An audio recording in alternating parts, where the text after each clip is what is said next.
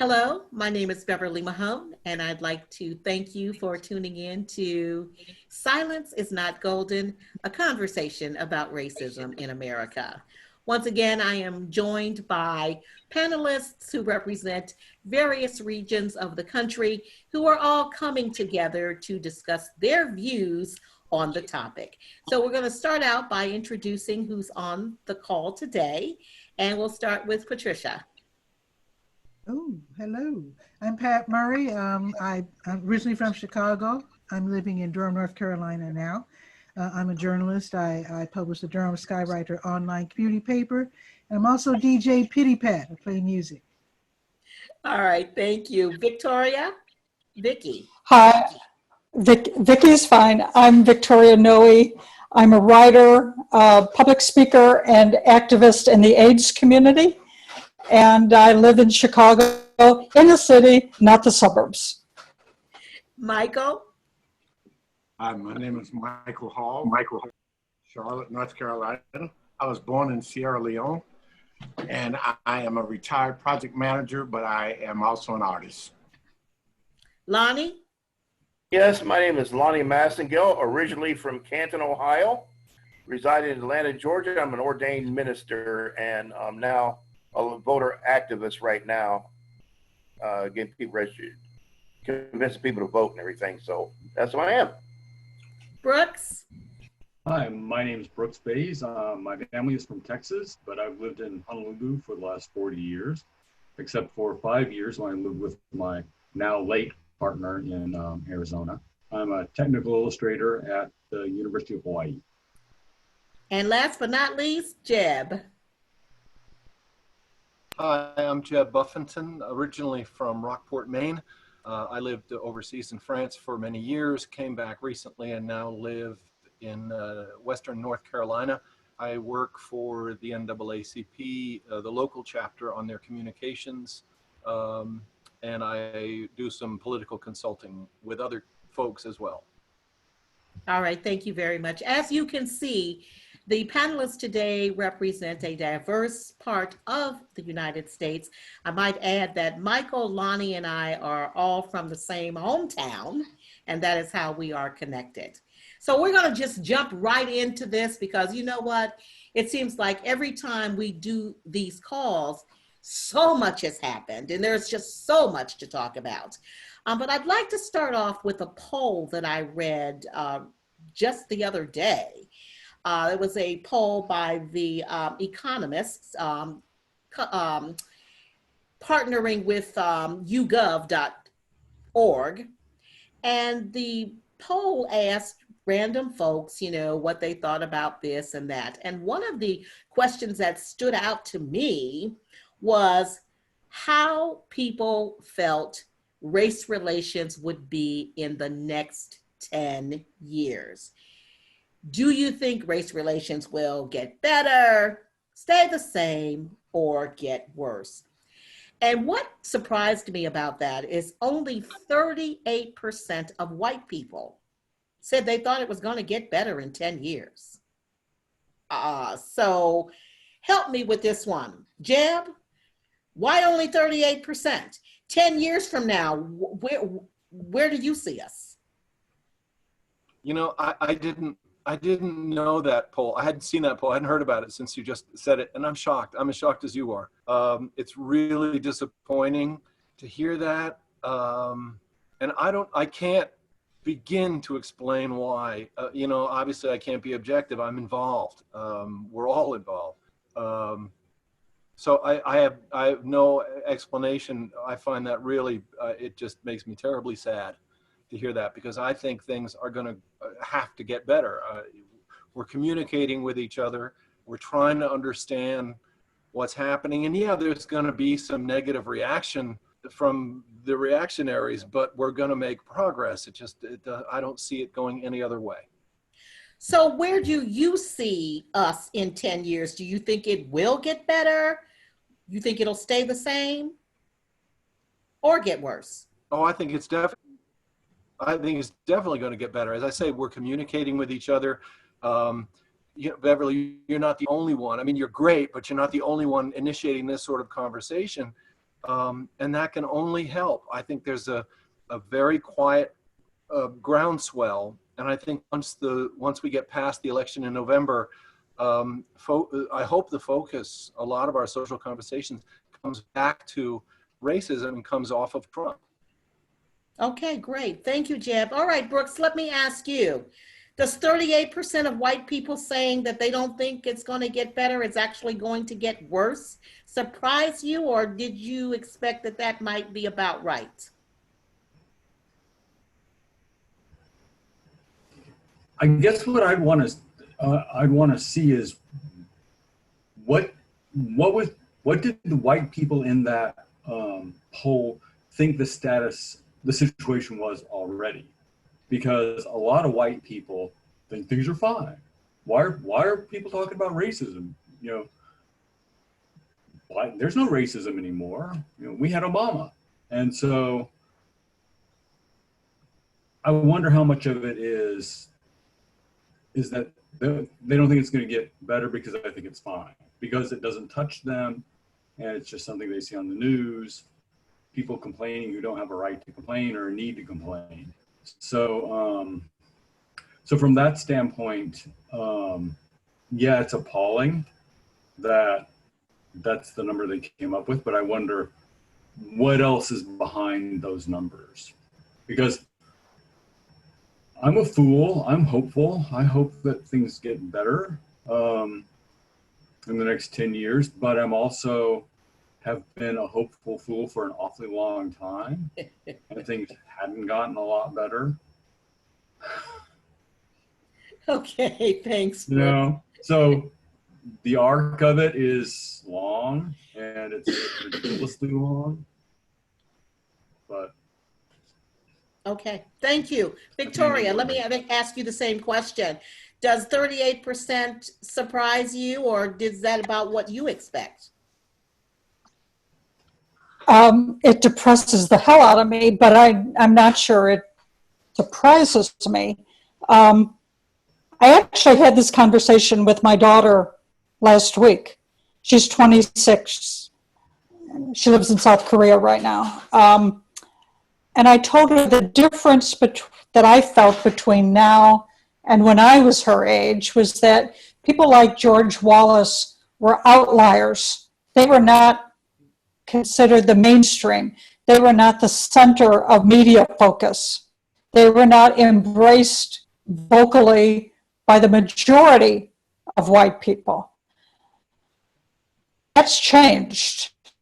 That kind of blatant, vocal, physical racism is no longer hidden. The sheet's off. No one needs to hide under a white sheet anymore. They can say whatever they want. They can do whatever they want. And it's sanctioned at the highest level of government. And that's the difference. Now, and that depresses the hell out of me. But having said that, and having lived through all of this stuff myself, I think in the short term, it could get worse. In the long term, it will be better. Definitely in 10 years, it will be a lot better.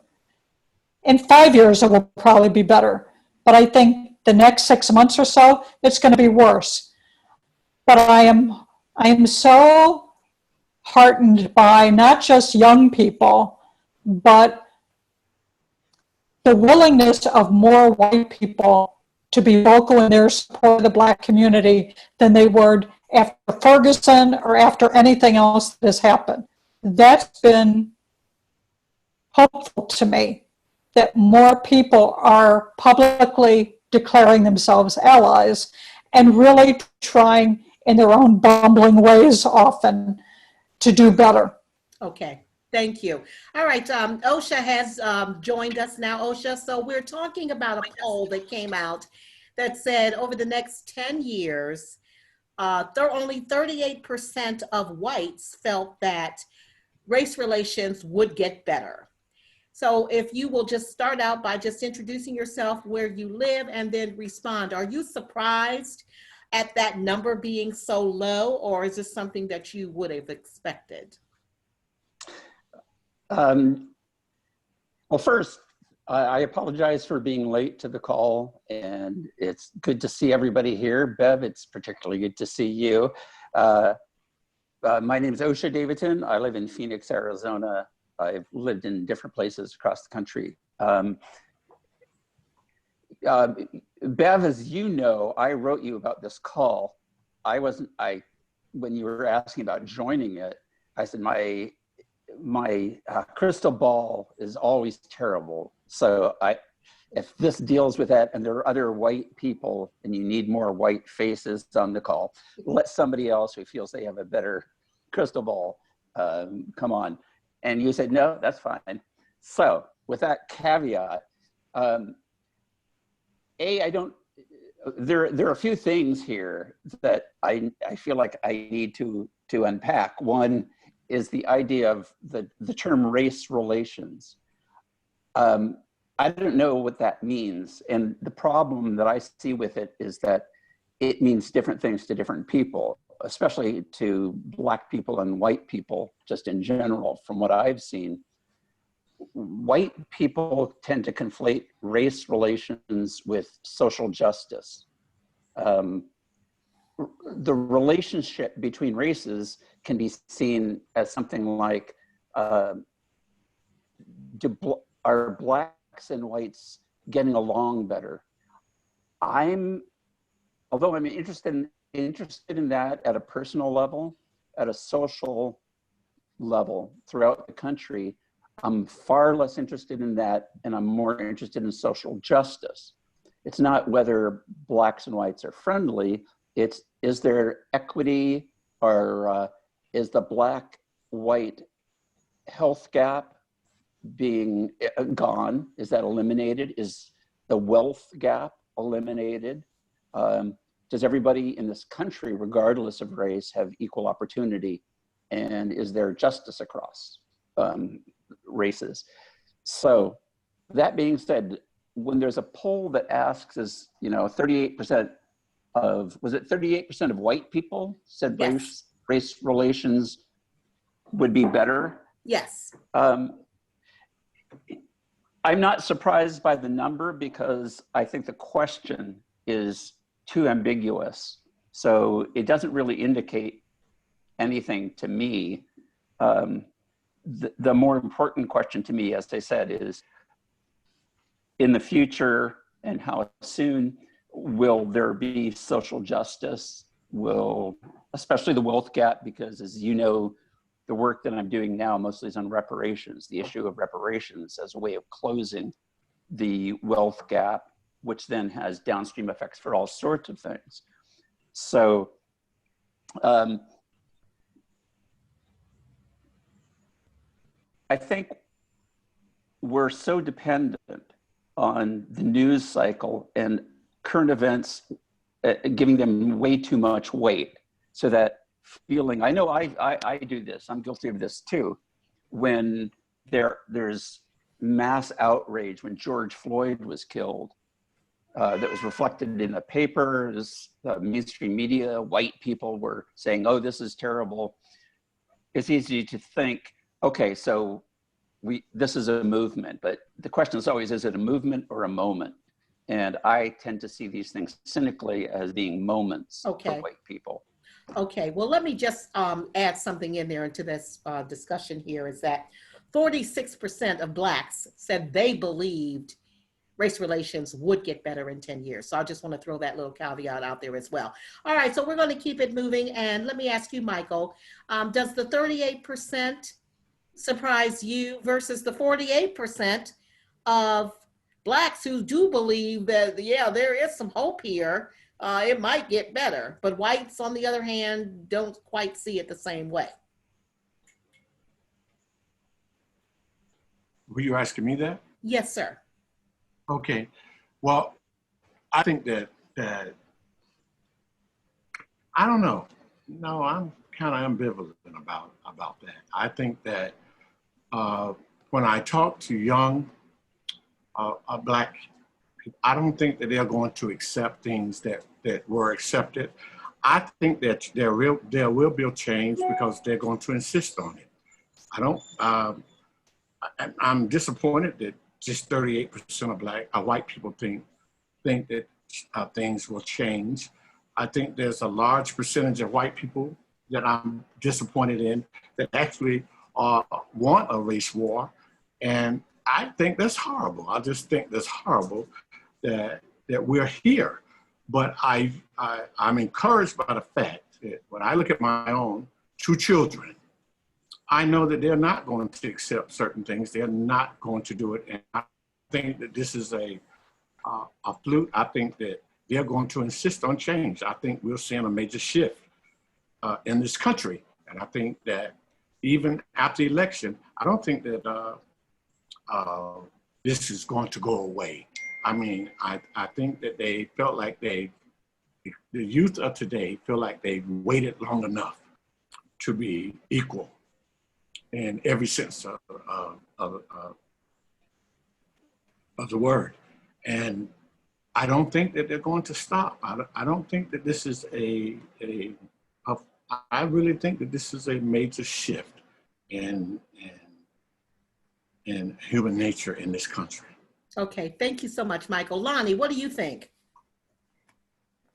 Beverly, I'm going to echo what Michael said. I am disappointed in the 38%. Now, from a spiritual point of view, in praying, I am hopeful that that number will go up, that we can have racial reconciliation, because I've been praying and talking racial reconciliation, Beverly, for the past 5 years. I prayed about it and I prayed about it and I prayed about it. And I'm more of an optimist. I am hopeful that race relations will improve, especially after the Black Lives Matter movement that's going on. I'm seeing a little bit of racial reconciliation with them marching, solidarity on the sports field, even though they was booed in Kansas City, during the anthem and everything, in Major League Baseball is a prime example. I am hopeful that even with the pandemic that we're in right now, I am hopeful that it will improve, but we must demand approval, because Dr. King had a quote that says, freedom is never easily given by the oppressor, but it must be demanded by those who are oppressed. And so this is, we got a lot of work to do. We have a lot of improvement needs to be made. And it's not going to be easy. I think it's possible. Will it be eradicated? Totally, will we have total reconciliation? No, but I want to see results, and I want to see some progress here on out, starting now. That's my opinion. Thank you, Lonnie. And Patricia, Pat, what do you think? Okay. I'm the eternal optimist. I apologize. But I've seen a lot of changes in my life already. I expect it to continue. I'm not surprised by the 38%, however, because where I'm from, when white people hear the word race, they fear, not trying to say all white people feel this way, because I know they don't, but a lot of white people who are maybe more sensitive to the notion of race think that the recognition or mention of race is in itself racism. And they haven't learned yet the fine points of how to discuss race. So I can see 38% saying that only 38% saying that things will get better, because of the fact that many of them are probably very uncomfortable with the very notion and recognition of race. So I understand that. And I'm not surprised by Black people, more Black people. That's kind of a low percentage though, but the percentage of Black people say things will get better. I think things will get better simply because I'm so darn old and I have seen so many things change. I mean, I remember when you had to step off the sidewalk, you couldn't look into their eyes. They would call you by the first name. Even my grandmother, when she was buried, we were very insulted. The priest referred to her by her first name. We were highly insulted. We couldn't jump up in the middle of a funeral and correct them. So that's something we had to be used to way back when. You know, things have changed. I think they're slowly getting better. And some really hip things are happening. Like on NPR, there was this really hip white lady. I'm trying to get her on my show. She was saying it's not enough just to say that you're for Black Lives Matter, et cetera, et cetera. She's teaching white folks and Black folks who are interested as well, and how to invest in the Black community by certain mutual funds, et cetera, how to put your money where your mouth is. And that's starting to happen as well. So I'm the product of a kindergarten teacher and a social worker. So I can't help but look at the world softly and with, you know, I got it's you. a nice thing. All right, so Lonnie brought up something, and I wanted to briefly talk about this before we move on to the Black Lives Matter movement and what that really is about. But for those of you who watched the kickoff of the NFL between the Kansas City Chiefs and the Houston Texans, you saw during a moment of solidarity between both Black and white players that the Kansas City Chiefs fans booed. Now, according to reports, there were about 15,000 fans there, but as my husband and I both thought, there could have easily been 50 to 100,000 fans because of the boos. So with that being said, is that representative of where we are in this country, or does that just represent because it's Kansas City and we know that Kansas City people, white people, tend to be racist? And I don't want to, you know, like call all Kansas City folks racist, but it was surely a lot of loud boos there. So Jeb, let me start with you on that one. What did you watch the game by any chance?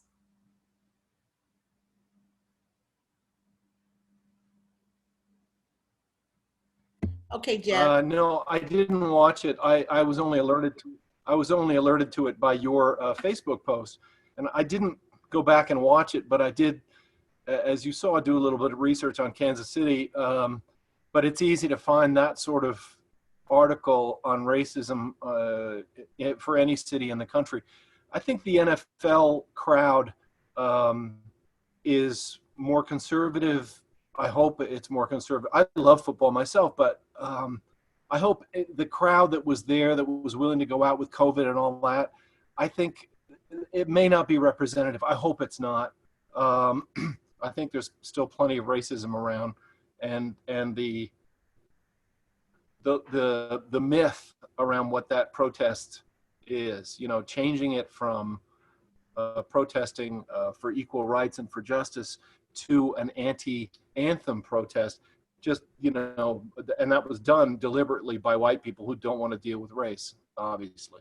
So I hope the NFL crowd isn't representative, and I hope in general we're better than that. But that's got to be shocking. Hearing the boos on that had to be a real shock and depressing, I imagine. Well, I will tell you that it was shocking. It was truly shocking to me, but I expect that we're going to hear this throughout every game in every city this year as far as the NFL goes, because I do believe that the NFL is much more conservative than, you know, other sports. Lonnie, you brought it up, so let me ask you, did you watch it? Were you shocked? What are your thoughts?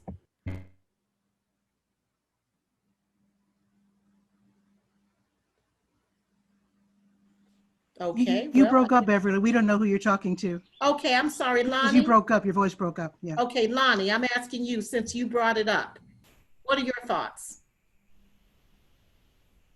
I was very disappointed that it happened, even with the solidarity around this country. And my point, Beverly, you know, everybody saw the George Floyd thing, which really started a movement, and the whole world even saw it. I got people from overseas saw the knee on George Floyd's neck, and you would have think they would understand. And for them to boo like that, I felt it was disrespectful.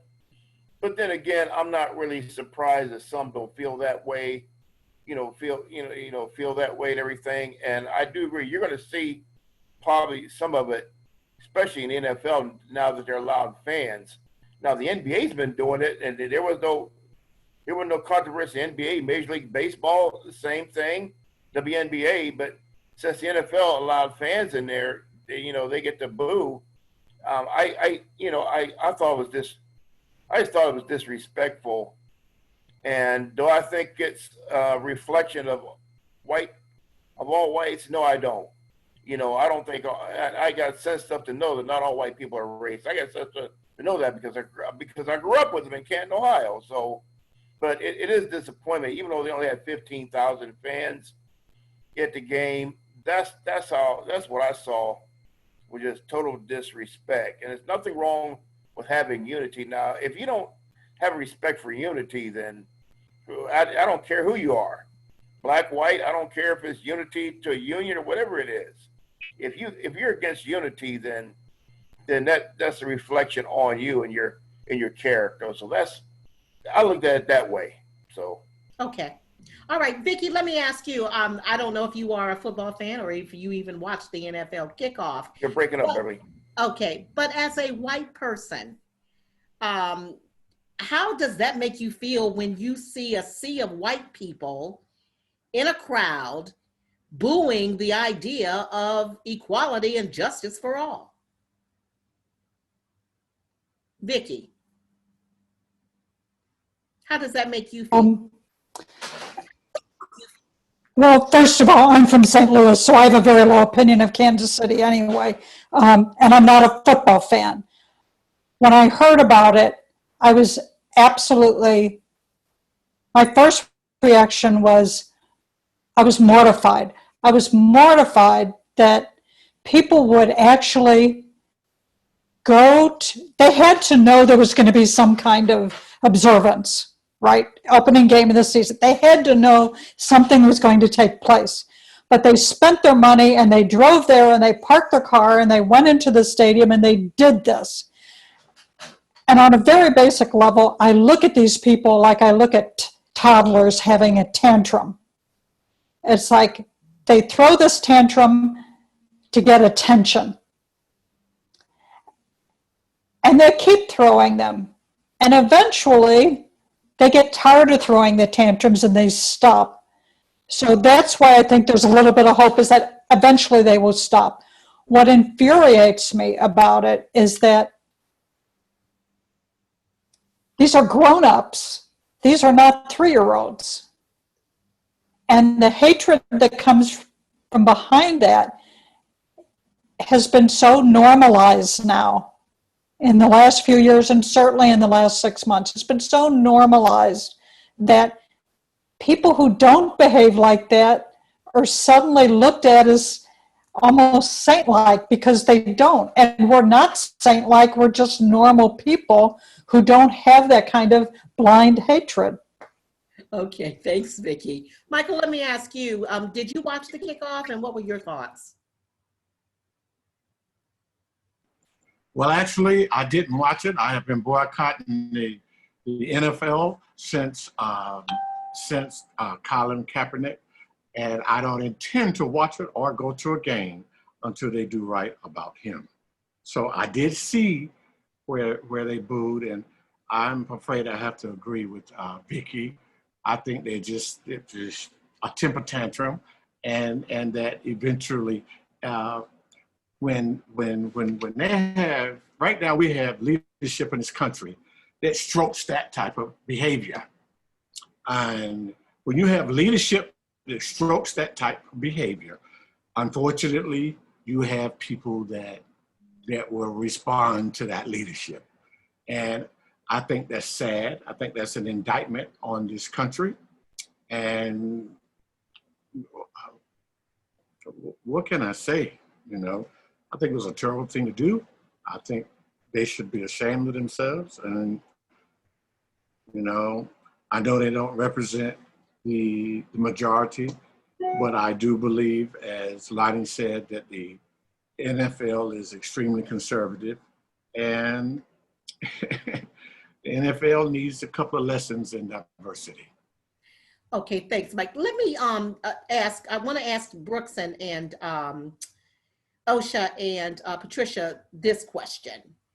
So, do you think that what happened in Kansas City is representative of an overall attitude? Because here's the thing, you know, people want to say, oh, President Trump is the one that's, you know, stoking the fuel, the flames of racism.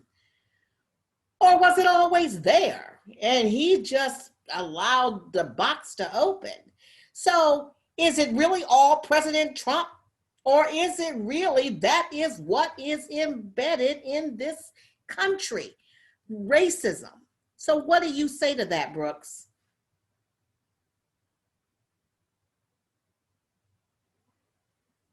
Okay, well then how about, I'm not sure why, am I breaking up?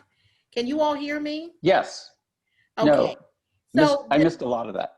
all right, so you missed a lot of that. So so I put this on my Facebook page, and what I said was, you know, is the fact that racism already existed and was so deeply embedded in this country. And we're all focusing on the fact that it's Donald Trump's fault, and he's the one that's fanning the flames of racism. Which one is it? Was it always there? Osha.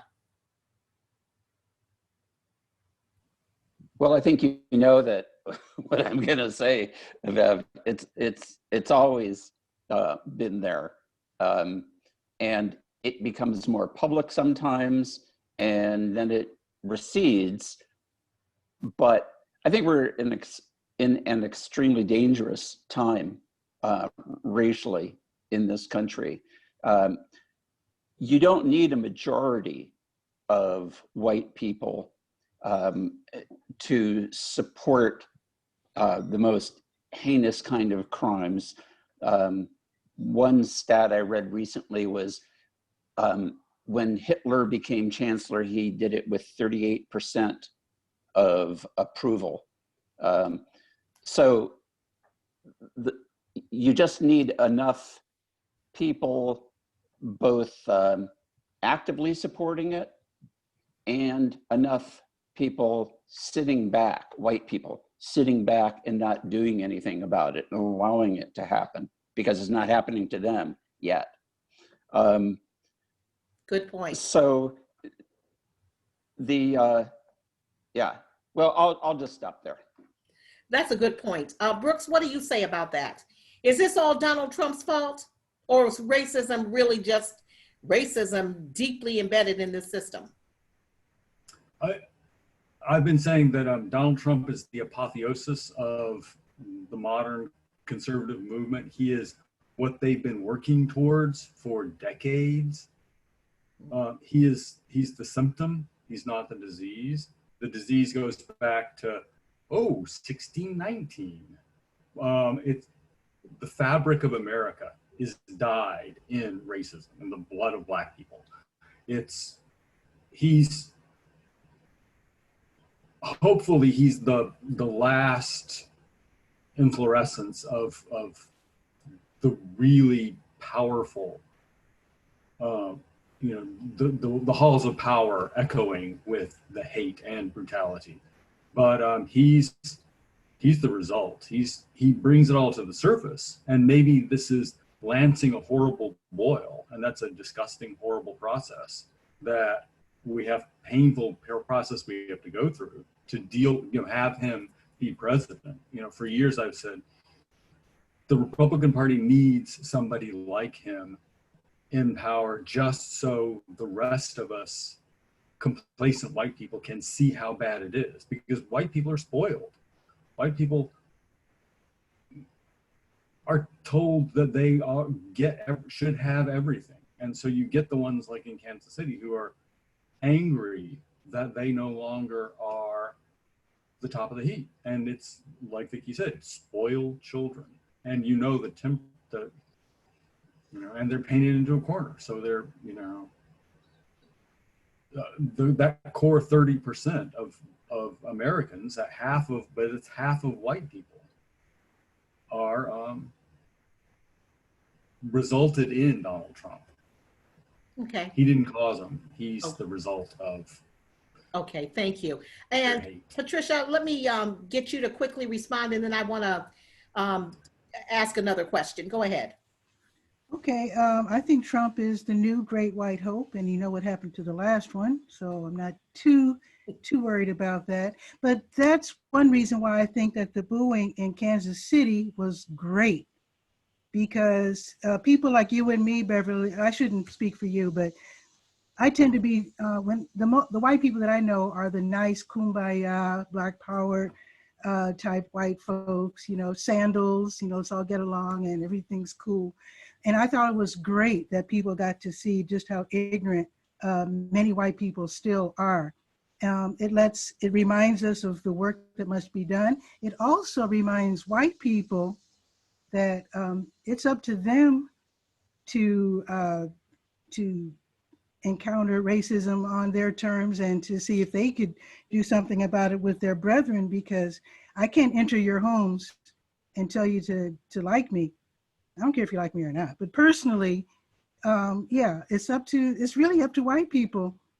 And this reminds them, reminds all of us that there's a lot of work to be done. So I thought that the booing was great, and also indicative of the fact that apparently a lot of black people in that state refer to it as misery.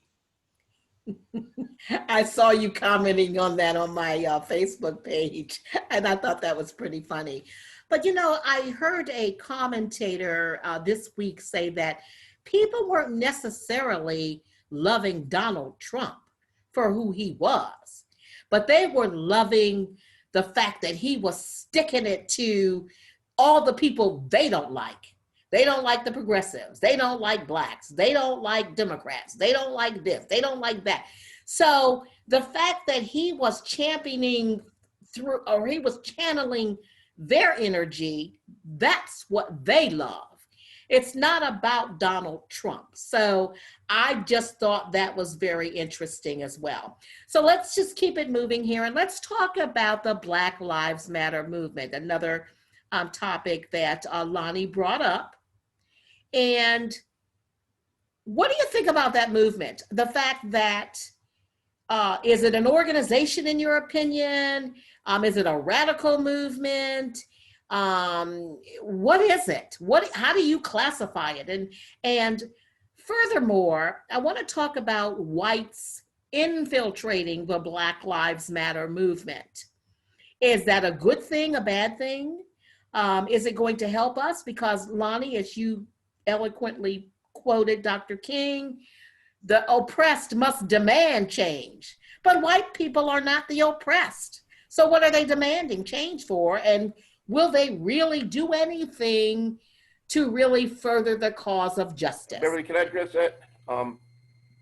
Yes. You're cutting off on me here, but anyway, I think the Black Lives Matter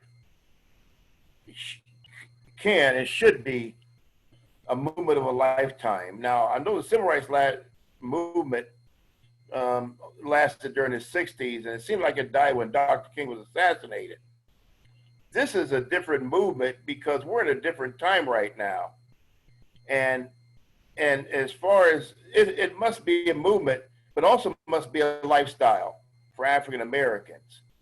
And what we should do is embrace those who want to be a part of it. This could be an avenue for racial reconciliation as long as the movement lasts for a lifetime, because we cannot let what we stand for die, because if we let it die, then there'll be social consequences if we let this die. If we let it die, we could have massive amounts of police brutality, like we got now. And so it's got to come from a movement to a lifestyle, and let it be a catalyst for change on all levels of demographics, all levels of our society. It has to be a part of our society so that we can bring a change, to bring something positive. And let me say one thing from a spiritual point of view, and I've been praying about this since the pandemic came out. I totally believe that a revival is going to break out, not only after this pandemic is over, but also it's going to break out all over the world. and I'm being positive about this. That's how I feel from a spiritual point of view and everything. And I'm going to speak on that on my Facebook Live page later on. So stay tuned.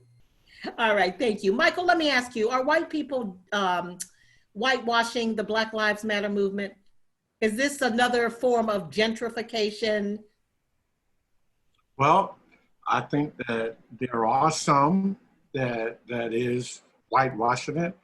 I also believe that there are some that are taking advantage of it to do diabolical things.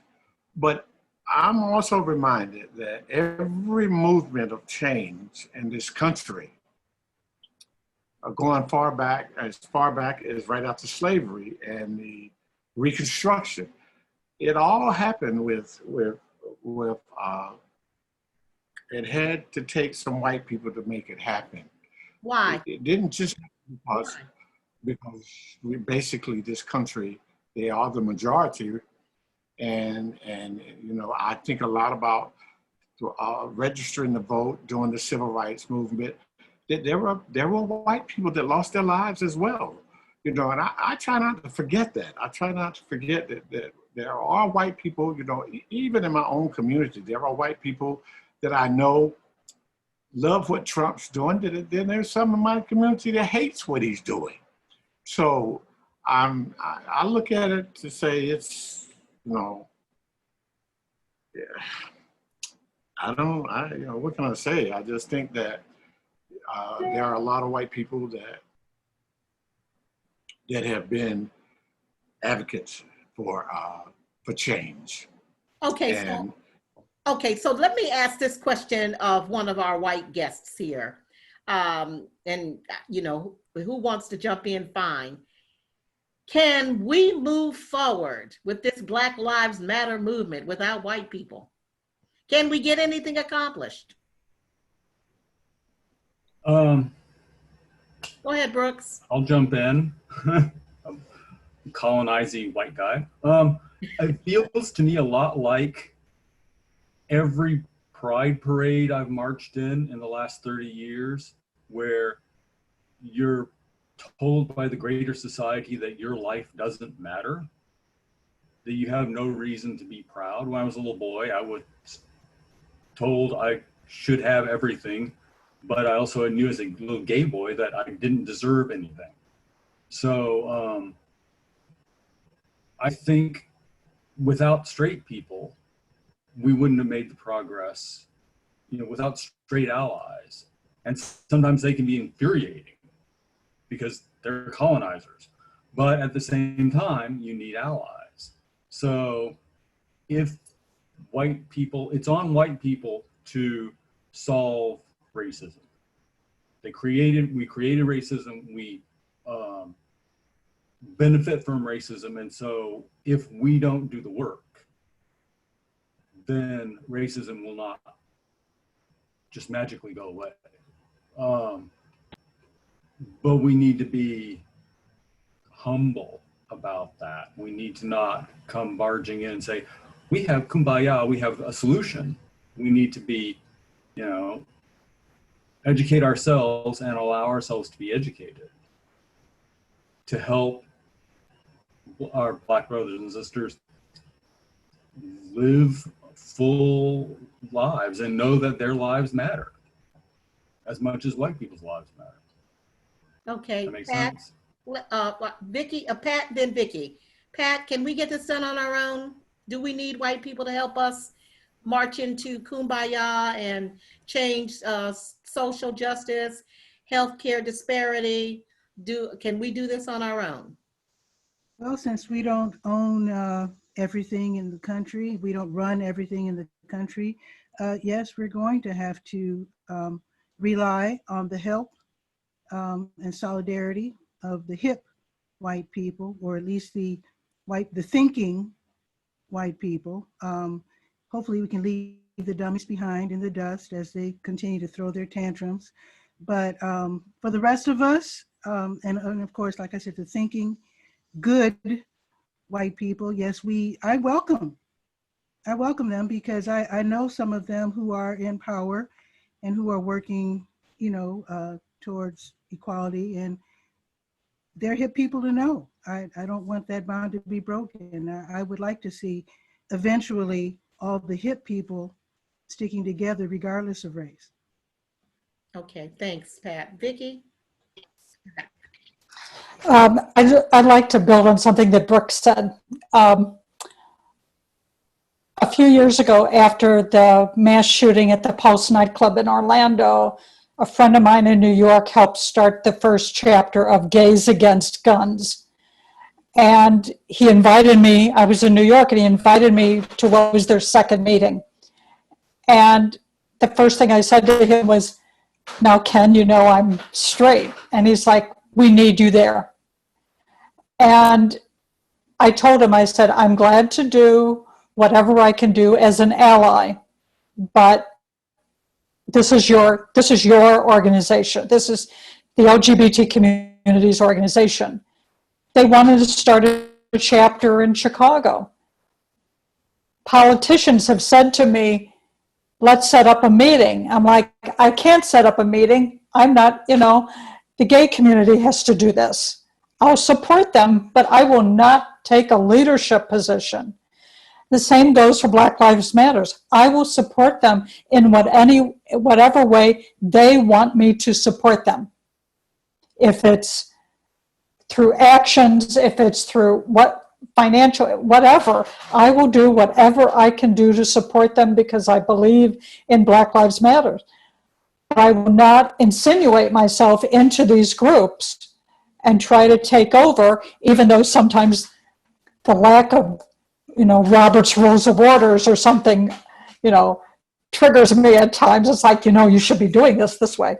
It has nothing to do with them being Black. It just has to do with them being my obsession about the way meetings are held.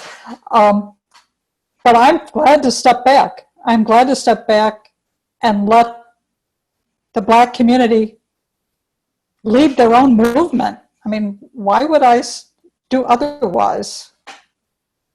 Well, okay, and I appreciate that very much. Pat, you want to chime in on response to what Vicki said? You're probably going to say the same thing I'm thinking, but go ahead. Probably not, but this is super quick. I do remember reading the autobiography of Malcolm X and how in one instance when they were protesting something, a nice white lady asked if, what could she do? And he turned her away because she was white. And he admitted later that that was the wrong attitude to have, bow out. Okay, that's not what I was going to say, but okay. All right. Osha, what are your thoughts? Because, we've kind of talked about this as far as the way it's perceived in some segments of the Black community, that once white people come in, they set their own agendas, and then all of a sudden it becomes more to their liking than what Black people are actually trying to accomplish. What are your thoughts? Yeah, and that makes sense that we would do that. White people would do that, just based on historical stuff.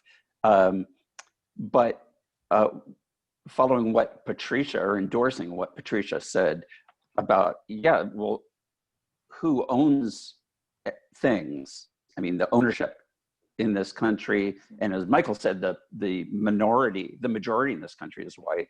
So, and someone else pointed out that, I think it was Brooks, that racism was created by white people. So it has to be fought and ended by white people. As I said, I'm not terribly hopeful a lot of the time.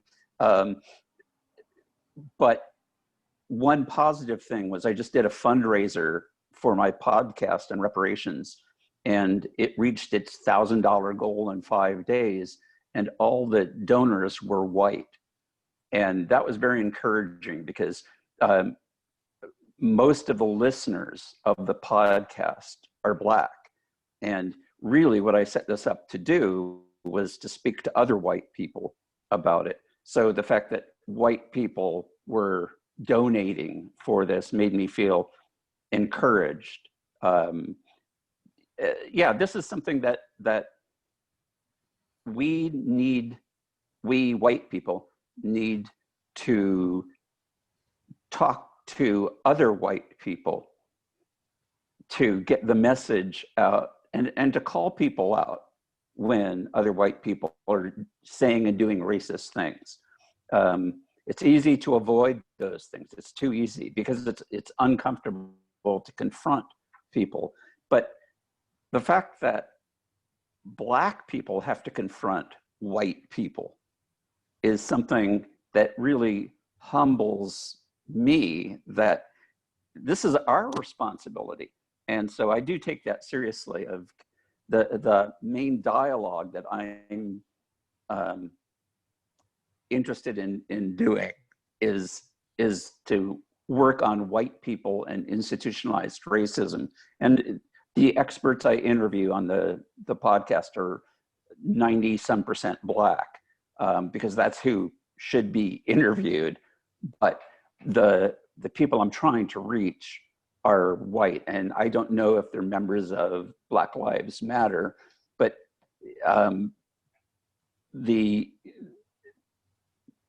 Black lives need to matter to white people, regardless of whether they're in an organization or how they're doing it. But we need to be part of a movement in whatever way that ends the kind of injustices that we have. You said something interesting. I didn't know that Black Lives Matter, had to be a member. I just thought that it was about, I'm just saying to you that my Black life matters. So correct me if I'm wrong, and I thought that I knew, but is this really an organization that's out there, or are we just making a statement? Black lives do matter. Well, to the extent that it is just making a statement, that statement needs to be made by white people, and a commitment, more than just a statement, but in actions that back up. Because it's too easy to put a hashtag Black Lives Matter and end your movement there. As far as I know, I mean, I knew at the beginning it was an organization. I mean, it was organized by a few people, Right. but as far as I know, I don't know that there's an actual membership group. Yeah, okay. All right, Jeb, so let me ask you, what are your thoughts about this?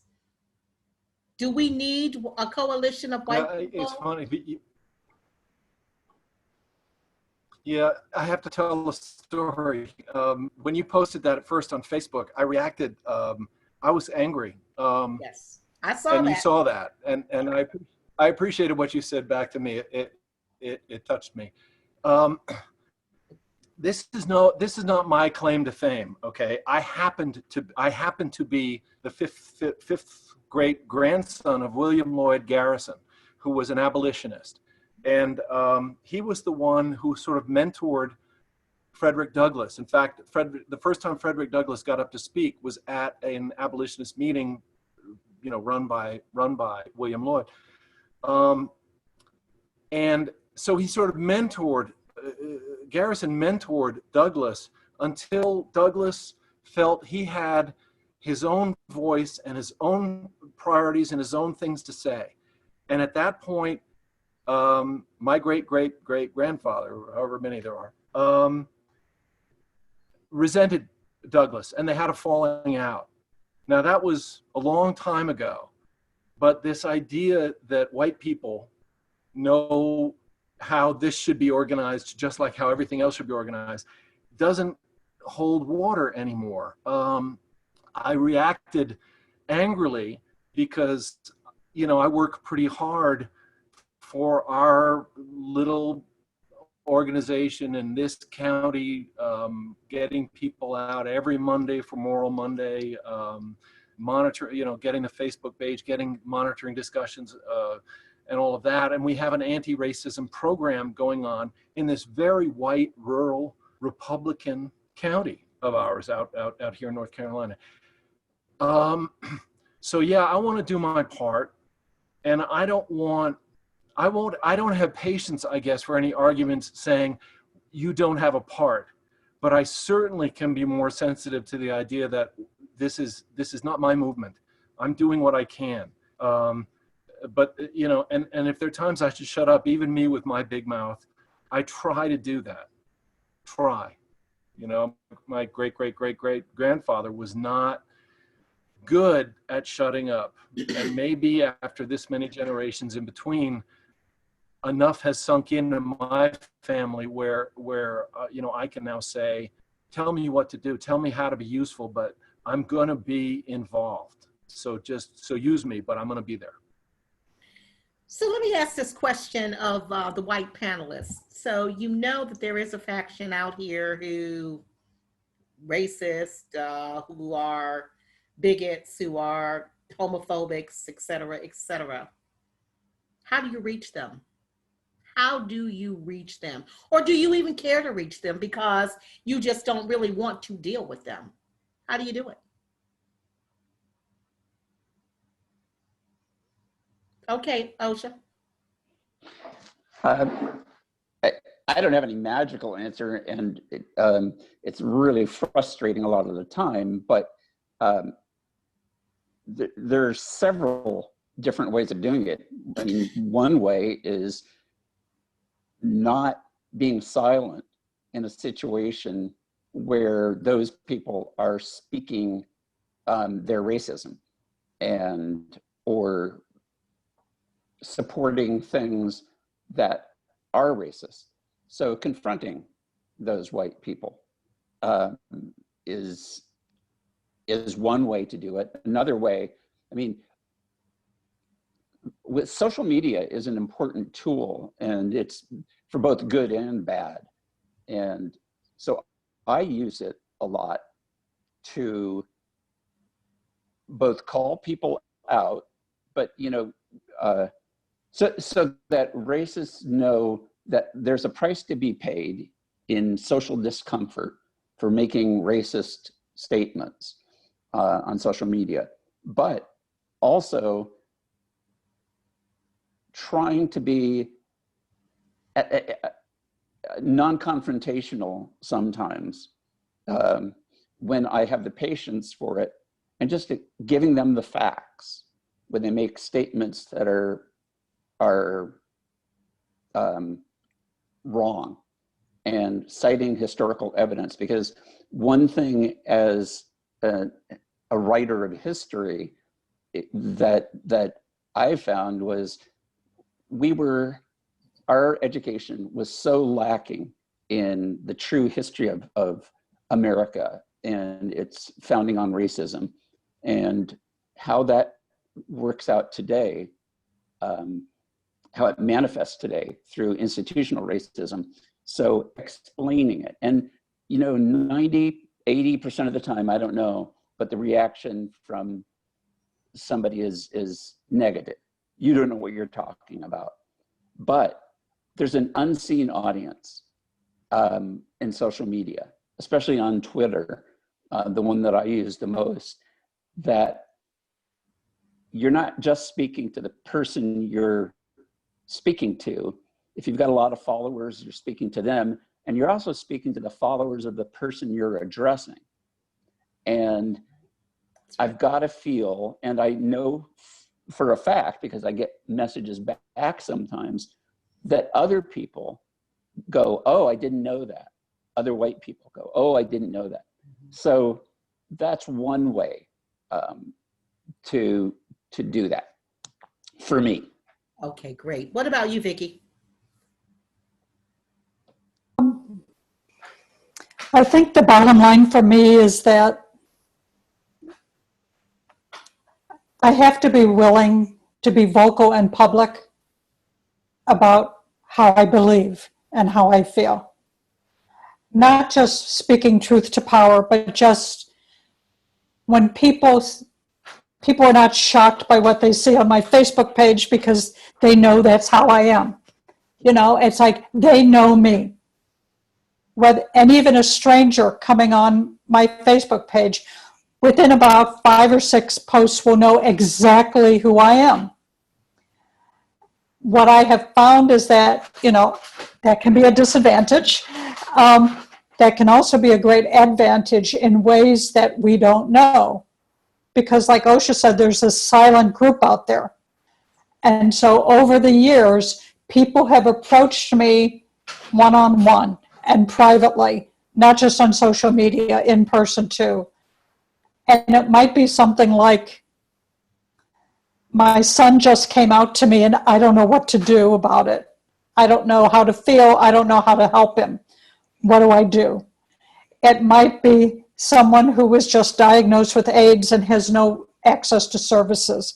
It might be someone who's like, you know, I moved to this new town and I don't know anybody and nobody's like me. What do I do? You know, and if you establish yourself publicly as the person you are, where your beliefs are out there all the time, you will attract people.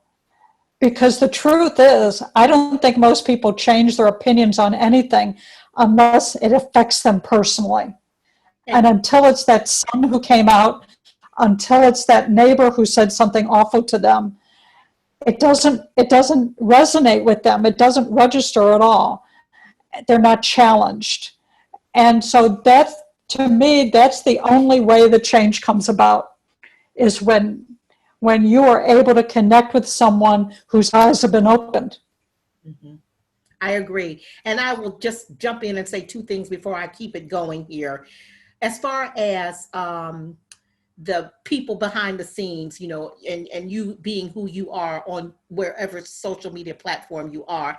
I've had white people who have sent me private messages who've told me that they learned so much from when they go to my page because they didn't know these things and they appreciate, you know, me saying what I say, which sometimes I wish they would be more vocal about it, but it is what it is. And second of all, I appreciate people like Jeb, who I knew you were angry that day that I posted that. I could tell it from the tone of how you responded to me, but I appreciated it because that said to me that he was willing to call me out for something that he didn't agree with. That told me more about him than any other post and anybody else that could say about him in that moment. So that's what you look for. You do look for the transparency in people because that, to me, is how you grow and how you develop a relationship. So, okay, I just wanted to throw that in there. Brooks, what are your thoughts about that? Yeah, there we go. I am going to reiterate briefly the fact that whenever you post something or say something at a party or whatever, you have to be mindful of the other people who are listening. There's a person that you're talking to who you may not, you know, I'm modest when I would talk to somebody that I may not be touching them, but I may be touching other people. I may be informing other people, and I may be modeling behavior that I want to see. And so I will try to be the white person who says something in public because I want other people to have the freedom to say things in public. And sometimes you have to be the wave crashing against the beach, the rocks on the rocks on the shore, that you know that I'm not going to make any difference with this thing I'm saying, but eventually you'll wear this down. And if nothing else, it'll become less socially acceptable for white people to say whatever horrible, ridiculous thing that comes in their head, or straight people to say whatever horrible, ridiculous thing that comes in their head, or misogynists. You know, all these things are linked together. And so my experience with all that is, if somebody's racist, then they're going to be homophobic. They're going to be misogynistic. I mean, very, very often. Or even if their homophobia is internalized. So. Okay, Jeb, let me ask you this question because, you know, we live in an open carry state. I don't know if you're aware of that. But do you fear that if you do, in fact, try to express your thoughts and opinions that are different from someone else's, that you could become the victim of their rage? I mean, we know that, you know, there are white militias and we know they're definitely in your area of North Carolina. Is that a fear that you have? That's funny because there are times when I am in an altercation, and it's usually on Facebook, where Andrea, my wife, will say, "Jeb, you know, tone it down. You know, you're going to get yourself hurt." I am not the bravest guy physically. I'm big, and that helps because you know, people assume I guess that I'm maybe more able to defend myself than I really might be. Don't tell anyone. But I do not let that shut me up. And it's not because I'm so brave. It's this, I think it's this old Garrison thing, you know, I will be heard. That's his catchphrase. It's on the bottom of his statue in Boston. I will not retreat a single inch, and I will be heard, he said. I don't worry about the militias. In fact, I mercilessly poke fun at them. You know, the Cletus army, you know, with their beers and their M16s out in the woods, who couldn't organize a sandwich, much less a revolution. If I get punched out someday, so what, you know? I don't want to be killed because I've got 2 boys that I want to see have families and a lovely wife and a life, but no, I don't let it bother me. Maybe I'm just naively stupid about it, but I don't let it bother me. So is the Black Lives Matter movement worth dying for? Of course. OSHA? Of course. What? I don't want to die for anything but, you know. Right. Old age, right. but I'm asking the question. So, you know, back in the 60s to gain freedom, a lot of, you know, many people died for the right to vote. So in 2020, is the Black Lives Matter movement worth dying for if it came to that? You don't have to answer it, you know, but it's my dad went. Yeah, it's a good question. My dad in the 60s, my dad was a history teacher, and not stocky like me. He went down south and helped people register. You don't let that fear of what's going to happen personally get in the way of doing what's right. It's much better to do what's right and take the consequences, I think. Okay. Okay, something to think about. All right, so I'm going to ask the Black panelists here a slightly different question. So according to another poll, of course, in 2016, Donald Trump got 8% of the Black vote. And in 2020, they're anticipating that that percentage is going to go up slightly to about 10%. Can you see any reason? Can you see any reason today why any Black person should be supporting Donald Trump for president? Any reason? And I take the racism out, look at his policies, look at what he stands for, law and order, business. What do you see any reason that Black people should be supporting him? And let's start with you, Patricia. What do you think? I'll keep it short. Look like a deer in headlights. I'll keep it short. Heck no. I can see people. I mean, I once, when I was going to college in rural Alabama, I interned with a gentleman from the Northeast, I think Boston. And we were not supposed to be political at all, but he wanted to back a particular candidate because he was in support of credit unions. That's where I was interning, with the Credit Union League of Alabama. And I said, oh, it's interesting. So what if you found out that this illustrious gentleman who's, you know, in favor of credit unions, if he's also a horrible racist? And he stopped. And he had to think about it. And he didn't answer. I said, I guess you've got to put business before what's right. But that's something, you know, when you vote, I hope you vote the right way. And we left it at that. But he did look really thoughtful afterwards. I still don't know how he voted. So. Good point. Michael, can you see any reason today why anyone Black would support Donald Trump?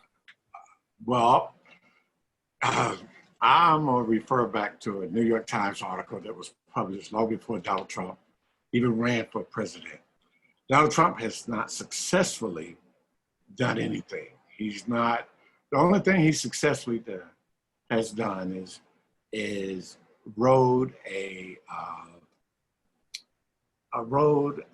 weakness of this country to the presidency. Now, that he successfully did. He's a master at what's the word? He's a master at manipulation, but that's not the word I'm looking for. But anyway, I don't see how anyone, black or white, think that Donald Trump is presidential in no way, shape, or form. I see nothing presidential about him. I saw nothing redeeming about him, period, as a person, let alone a candidate. He rode birtherism to success, using the hate that people had in their hearts, racial hate in their heart. I mean, my God, if you really look at this guy, I mean, what can I say? I don't see anything that would make anyone support him. I mean, I just think it's the craziest, and I think it's an indictment on the education system in America. It's an indictment on so many things in America that's wrong, that someone like Donald Trump, who has failed at every venture that he has tried and has wasted way more money than he's ever made. It's so much so that the banks in America wouldn't even give him any money. He had to go to Russia, and he brought us into that mess. My God, how can anybody support Donald Trump? Anyone. It just doesn't make sense to me.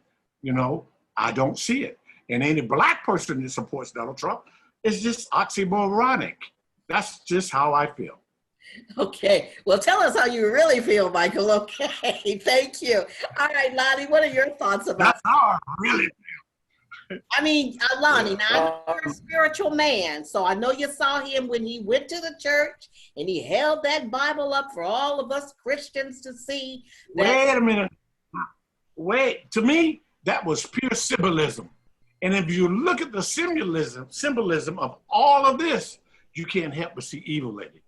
Now, I think anyone that has done any study at all on in religion or spirituality can see the crazy symbolism in what he does. That should scare the hell out of everybody. That's how I feel. Okay, baby. Let me say, from a spiritual perspective, where do you see this? Black people, you know, we tend to be faith-based. So can you see where we would support him? absolutely not. Under no circumstances I would support Donald Trump. And I'm going to tell you why. There's a scripture Bible says you can be so heavenly minded and no earthly good. Now, let me talk reality here. President Trump's character and integrity has gone down the toilet, even before he was elected, because number one, his policies are divisive, and his policies are divisive. You look at his character in itself, and with the Bible standing in front of that church, you have to look at what he did before that. You know, they had federal marshals that abused the people, get him out of the way, and they they pretty much got the Black Lives Matter protesters out of the way by throwing tear gas so they can do a photo op in front of a church, which I was not impressed. I mean, Donald Trump really is demonic. So you have to look at his integrity, his character, and all that stuff. So I cannot see any way how any person other than Herschel Walker should support Donald Trump. And Herschel Walker is a football player in Georgia, out of Georgia and everything, very popular if you're into sports and all of that. And so from a point of view,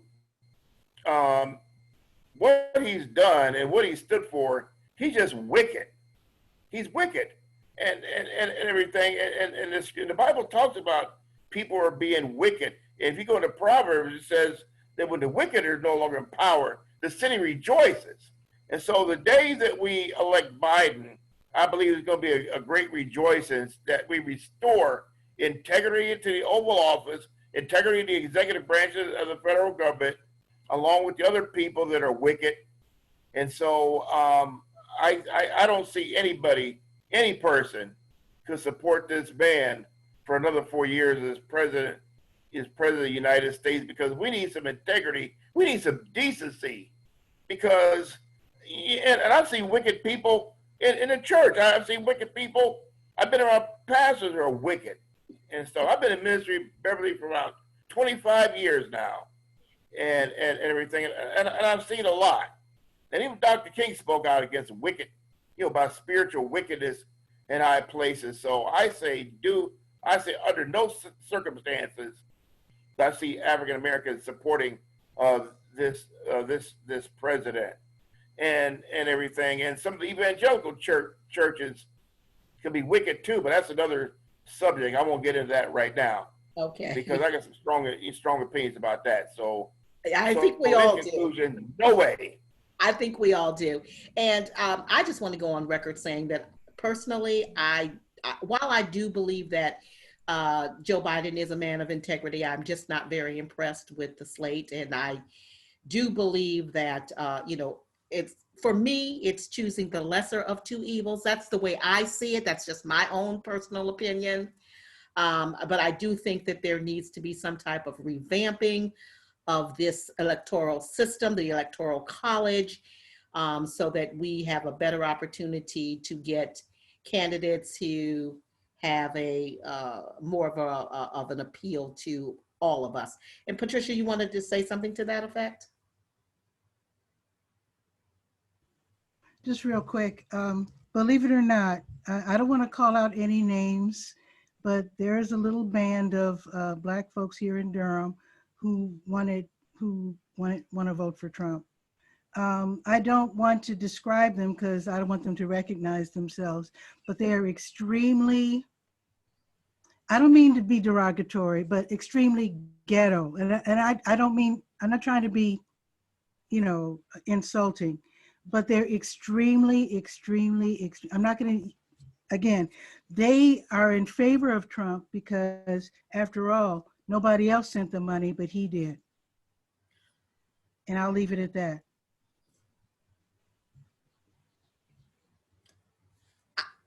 I don't know. Okay. I gotta say something. Could I say something, please? Please go ahead. Okay.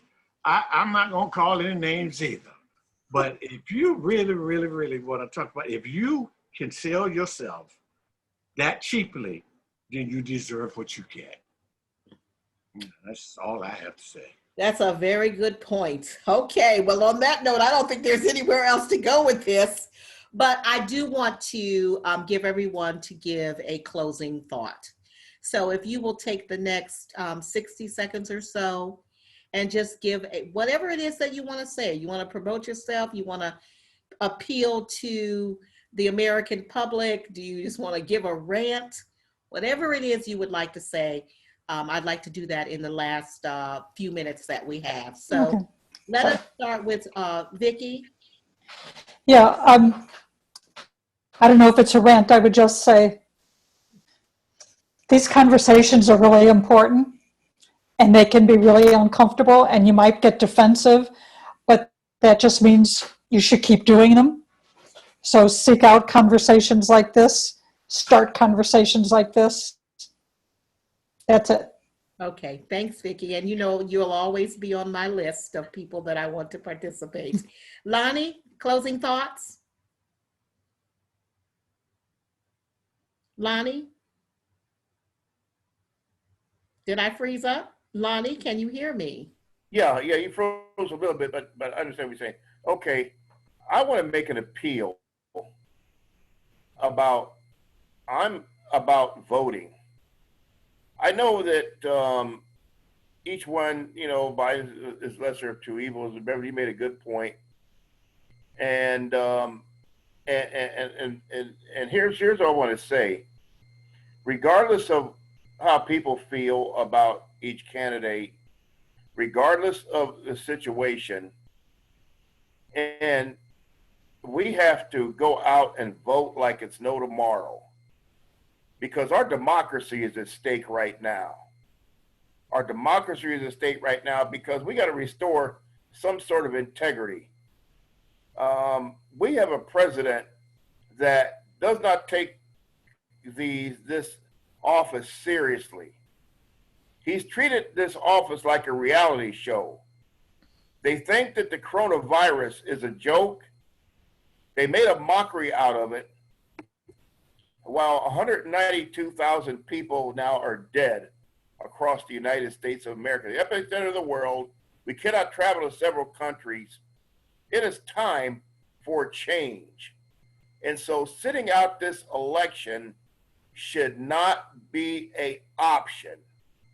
I want to urge everybody to get out and vote, and get everybody who is not registered to register today. Verify your registration. I encourage everybody to vote early, because what they did with the post office and taking down the machines was absolutely criminal. And so I want to urge everyone to cast your ballot. Let your voice be heard. Now, I lived in John Lewis's district. John Lewis, who passed away, I've met him a couple of times. And so it's time and he fought on Bloody Sunday, got his head bashed in. And there were some white people out there on Bloody Sunday in Selma, Alabama. And so I am urging everyone to please, let's take some action here. It's good to march and protest and all that, but now is the time to act. And so get out to vote. During early voting, but let's vote in record numbers. Okay. And one last thing I'm gonna say, it is time out for making excuses, but it's time to make it happen. Okay. Beverly? Thank you, Lonnie. All right, Brooks, closing thoughts? Unmute. Oh, Lordy. Right, people need to get their shit together.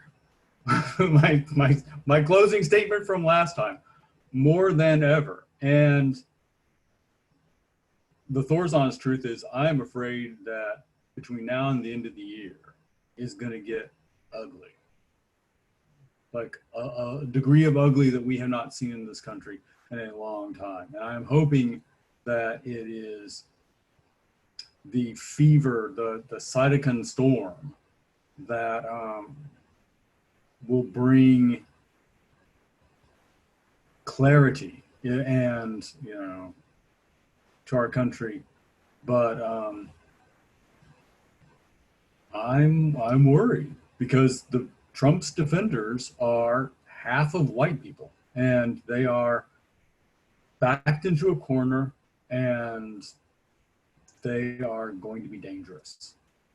And they are all going to vote. Every single one of them is going to vote. And so every single one of us has got to vote. And, am I happy about Biden? Good Lord, no. But it's not even the lesser of two evils question. It's the public transportation. Is this the bus that I want that'll get me directly to my house? No. But it's the bus that'll get me to the bus that'll get me to a block from my house. And so I take this bus. And I don't remember where I saw that analogy, but I loved it, because it's incremental. It's a step in the right direction. And right now, half the country is moving in the wrong direction. So, Imua, All right. forward. Thank you so much, Brooks. Jeb, closing thoughts? Yeah, I was gonna use the same that same great analogy about the bus that Brooks just did. Yeah, as soon as we hang up, I'm gonna start my call list of Black voters through the NAACP to make sure they're registered, to make sure they're planning to vote if they haven't voted absentee already. It's So anyway, everybody, yes, we all have to do our part, however we can, to get the vote out. On a personal level, as usual, these conversations mean a lot to me. I feel like I've got, how many are there? 9 friends, some of whom I've seen before. Some of you guys, Michael and Osha, are new to me, but it's so good to know that you've got allies out there, that we listen to each other, that our stories hopefully mean something. And I'm touched, as always, by the conversation, and I thank all of you, and Bev, especially for organizing it. Thank you. And I appreciate the fact that every time I call on you and OSHA, you guys always come to the rescue. All right. And speaking of OSHA, you're on. Well, first, I want to say amen to what Brother Lonnie was saying about voting, that it's important. And I guess I have, and thank you, Bev, for hosting these talks. I find them personally very valuable also. And for everybody else who joins in these. I guess I want to just say I have 2 really big fears. And the biggest one is that Trump will be reelected. That's a nightmare scenario in my mind. So I'll do everything I can to work against that. But I do have this other lesser nightmare that people, and especially white people, will think if Biden is elected that the fight is over. We're done. Everything's going to be fine. And I really believe that is what will happen if Biden is elected. White people will forget about Black Lives Matter and all of that. So what I hope is that if Biden is elected, that people will be, yeah, I agree, Lonnie, God forbid, but he got elected once, so he may be elected a second time. But if Biden is elected, I just would encourage other people to, all the fights that we saw with the rise of Trump, that were actually symptoms of an underlying system of racism and inequity, social injustice, homophobia, and misogyny throughout the country. Those battles don't end when Trump leaves office.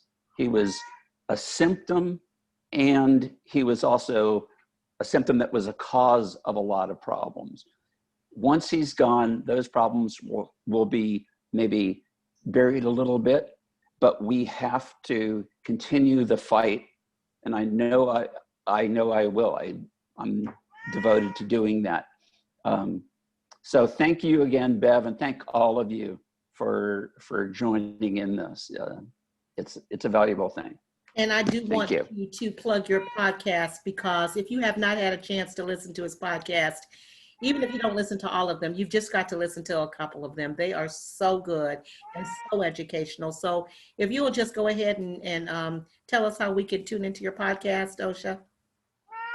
Yeah, it's called The American Project, and it's on Spotify, on iTunes, or you can go directly to the website where I have a lot of photos and background information, which is theamericanproject.us, or us. Very good. Thank you. Thank you, Bev. You're welcome. Pat? Okay, I'm not necessarily confident, but I am very hopeful that things will work out if everybody comes out to vote.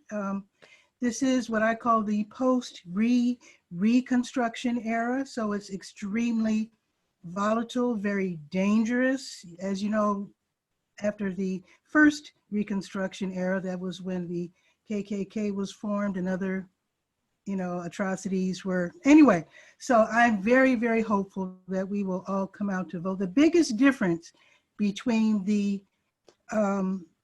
well, to me, the biggest difference is that Black people and other folks have the power to be represented and to vote. So I do hope that we take advantage of that. I do hope that people, I already see people celebrating Biden's win. Remember when Humphrey, that newspaper article that came, that proclaimed him the winner, and then they had to rerun the whole newspaper because he hadn't won. Right. Went to bed ahead of the pack, awoke to tragedy. So we can't celebrate just yet. We actually have to do the work. We actually have to vote. And tomorrow's show, Monday's show, will be focused on voting. I'll have someone from the Board of Elections on Bull City Hangout on Monday at noon. Okay, very good. And yes, and so you can connect with Patricia on Facebook. She goes as the Durham Skywriter, and she does a live broadcast every day, which I've had the pleasure of being a part of, and gives you all the information that you can use locally as well as beyond. All right, thanks, Pat. And last but not least, Michael. Well, let me start off. I'm going to ask a question. Patricia, I missed all your information about how to look at your, how I can see your podcast now. Can you give me that information first, please? Okay. I have a daily show on Facebook Live and YouTube. So you can go to the Durham Skywriter, follow that Facebook page. And I invite people to hop on. You don't have to be in or from Durham. The news is locally focused, but when people drop in to chat, they're from all over the place. Right. Okay. So yeah, so I welcome all of you. Not the same day, but like I said, Monday we'll be talking about voting, because even I haven't voted yet because I'm actually very nervous about absentee voting. And I actually invited someone from the Board of Elections to allay my fears because I'm very worried. So I don't know what to do. So I just want to see what this person has to say. And hopefully if my fears have been quashed, and hopefully everybody's fears will be, we'll see. We'll see. Okay, thank you. Okay, I want to say, first of all, I want to say this to Beth. I really appreciate you doing these conversations on race. I am an advocate and I'm an activist in my own community, and I have been involved in several conversations in my community about race, but none of them were honest like this. And so I would greatly appreciate the first one I saw. I thought, wow, they're being honest. And so that's why I was really happy that you invited me to join, because it's a wonderful thing to be able to speak and speak honestly about how you feel about race. And I agree with, what's her name? I think it's Vicky. I agree with Vicky that these are conversations that definitely we need to keep happening. And we need to keep having these conversations so that we can help the youth of today transition to a better society. I do believe that, as Patricia said, that we're at a point,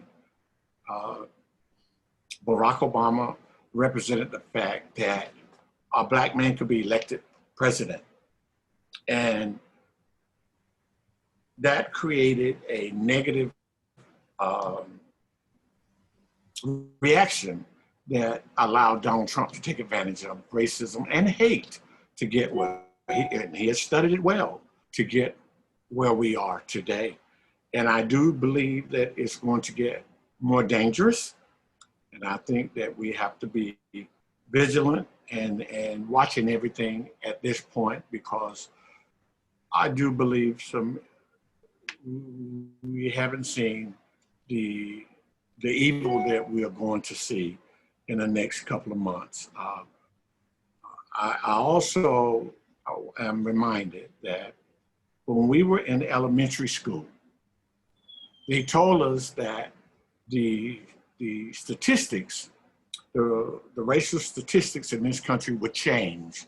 So we've known for the last 50 years that this change was coming.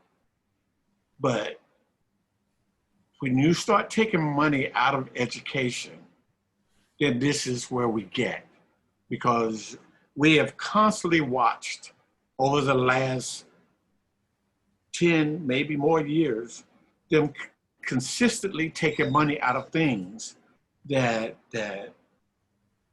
would make us a better society. I looked up Barack Obama. I'm gonna shut up in a minute. I looked up Barack Obama and the things that he had done over his presidency. Those things could have made us one of the greatest countries to ever exist. But all those things, they have taken away, and they have pretty much stopped. I think that